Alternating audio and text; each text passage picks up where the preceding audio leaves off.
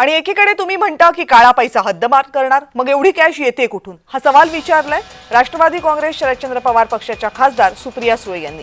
दानवेंच्या cash बॉम्बवरून Supriya सुळेंनी ही आक्रमक भूमिका घेतली।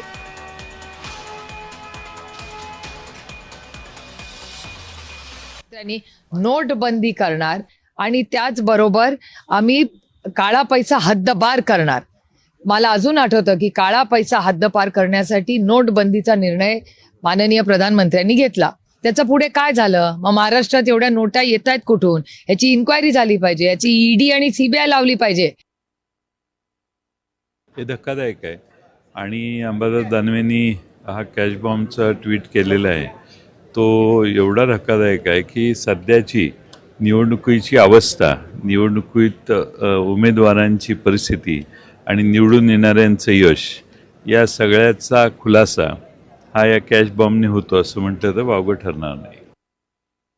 बऱ्याच लोकांचे व्हिडिओ आलेले आहेत, परंतु सर्रास सगळीकडे पैसा वाटप झाला, सर्रास लोकांना पैसे वाटप केलेले आहेत।